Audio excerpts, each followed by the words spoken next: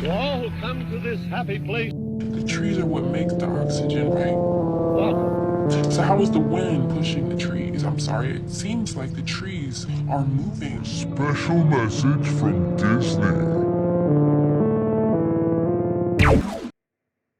Have you experienced the Mandela Effect? In this video, we will go over a variety of Mandela effects being discussed online. I understand some people may know all the Mandela effects, but they may be new to other viewers. I do my best to research new information and at least entertain people who may already know the ones mentioned. We all have embarrassing moments. Help us not have one by subscribing to the channel.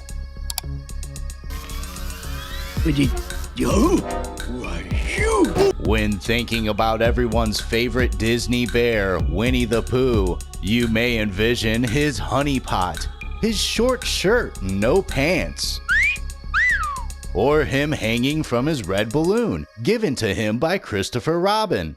Keychains, statues, and so much more show the beloved teddy bear and his inflatable friend. The two are inseparable, going back to the original 1977 film, The Mini Adventures of Winnie the Pooh. But that is where the reality for many has changed, because the balloon in the original film is now blue.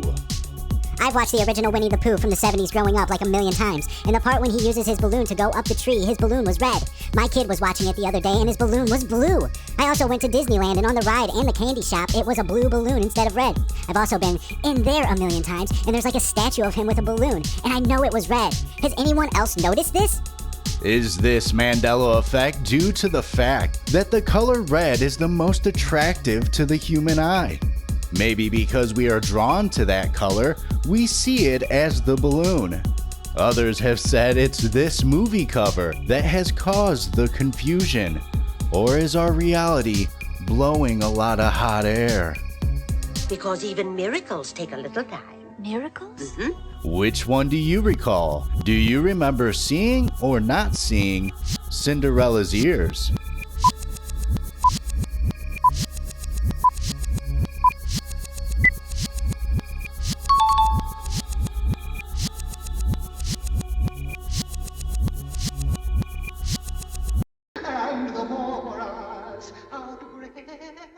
Now let's journey down the rabbit hole to the magical place called Wonderland. You may recall the one covered in the first episode about the hats of Tweedledee and Tweedledum. Many people recalled them being propellers, but they are flags. The new Mandela effect deals with the psychedelic furry feline, the Cheshire Cat.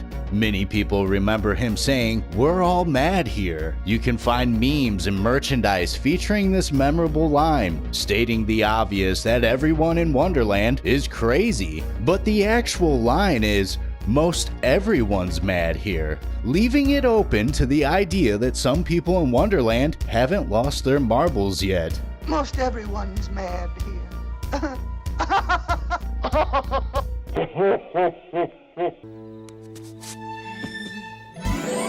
The 1992 Disney film Aladdin tells a story of a street rat from Agrabah, a fictional city near the Jordan River. But in the original story from Arabian Nights, Aladdin is Chinese, and the story is set in China. What? The book itself has stories from many different places around the world, and in fact the story Aladdin was not part of the original novel until a French author translated the stories for a European version and added the tale of Aladdin's wonderful lamp in 1710 CE. If you search the ethnicity of Aladdin, the results are Chinese. When Hollywood got their hands on it in the 1920s, the story became more Middle Eastern. When doing research on this, the whole entire thing is confusing and convoluted. If the story was inspired by Chinese folklore, then where is the evidence of the original story of Aladdin? And if the author heard the story from a Syrian scholar, then why did he make them Chinese? Furthermore, if the Disney film is supposed to be in a fictional city near the Jordan River, then why does Jasmine dress like an Egyptian belly dancer and have a tiger? A tiger in Africa? Well, it's probably escaped from a zoo. Sound very likely to me. Have we been taken on a magic carpet ride? Tell me what you think about this down in the comments below, and let's put this genie back in the bottle. The next Mandela Effect is a baffling one to say the least. Most of us have heard of the story of King Arthur and the Knights of the Round Table. From humble beginnings, his life has changed after being the only person able to remove a sword with its blade deeply embedded into a giant rock. Disney would make an animated film of this titled The Sword in the Stone in 1963, but the sword is not inside a boulder as remembered. It is in an anvil. Oh my God! Do you remember the sword being in an anvil and not a stone in the Disney film The Sword and the Stone? It was a stone for me, and I remember as a kid having a hard time imagining a sword stuck in a big stone, and would wonder what the detailed view would look like, and the way it simply was removed for one and not another. Thoughts like, how did it even get there? I would think about it being put into a hole in the stone, and then concrete-like substance sealing it in. Never once did my thoughts surround an anvil. Ever. I would have analyzed the shit out of it as well, but it just wasn't there for me to do so with. I don't know. This one is a little obvious for me. Do you remember the sword being in an anvil and not a stone?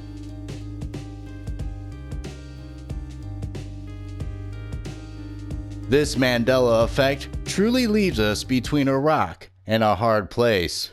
Also, if you made it this far, I want to say thank you. I make these videos by myself and they take a lot of time, so I do appreciate you watching. And if you are not yet subscribed, please hang out more often by clicking that red subscribe button for future content.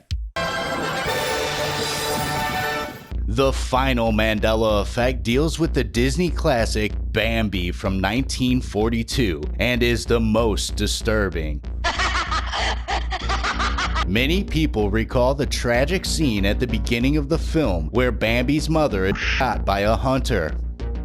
Mother! The newly orphaned fawn must learn how to be a grown buck with the help from Thumper the bunny and Flower the skunk. But in reality, Bambi's mother does not die in the beginning of the film.